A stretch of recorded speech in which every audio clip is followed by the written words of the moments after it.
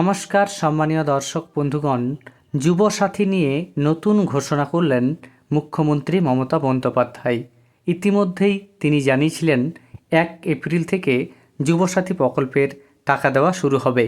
সেই সময়সীমা পরিবর্তন করলেন তিনি, জানিয়ে দিলেন আজ থেকেই টাকা ছাড়া হবে। সরাসরি জানিয়ে দিলেন কারা টাকা পাবেন না বা কারা টাকা পাবেন। মুখ্যমন্ত্রীর ঘোষণাটি আপনারা দেখুন। যুবসাথী 21 থেকে 40 যারা শুধু পড়াশোনা করেন, স্কলারশিপটাকে আমরা বাদ দিয়েছি, কারণ ওটা তার পড়ার জন্য লাগে, সেটাকে আমরা ধরছি না।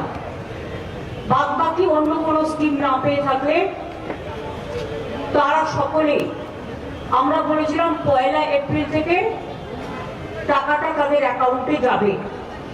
কিন্তু কালকে আন্তর্জাতিক মহিলা দিবস আছে, তার উপহার হিসেবে আমরা 1 এপ্রিলটা একটু চেঞ্জ করে আজ থেকেই তাদের অ্যাকাউন্টে টাকা যাবে। তাহলে সরাসরি শুনতেই পেলেন, আজ থেকেই অর্থাৎ আজ 7 মার্চ থেকেই সরাসরি যুবসাথী প্রকল্পের টাকা পাঠানোর নির্দেশ দিলেন মুখ্যমন্ত্রী। পাশাপাশি অনেকেই জানতে চেয়েছিলেন যে কারা টাকা পাবেন বা কারা টাকা পাবেন না। এখানে বলা হলো, যারা কোনো ধরনের সরকারি প্রকল্পের সুবিধা পেয়ে থাকেন তারা যুবসাথী প্রকল্পের টাকা পাবেন না। তবে যে সকল ছাত্রছাত্রী কোনো স্কলারশিপ পাচ্ছে তারা কিন্তু যুবসাথী প্রকল্পের টাকা পাবে।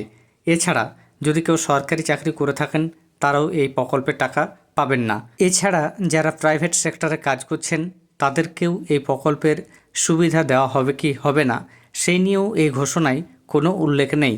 পাশাপাশি যারা কৃষক বন্ধু প্রকল্পের টাকা পাচ্ছেন তারা কি এই প্রকল্পের টাকা পাবেন কি পাবেন না সেটাও সরাসরি মুখ্যমন্ত্রী ঘোষণা করেননি।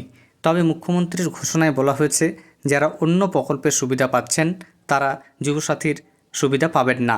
ধন্যবাদ।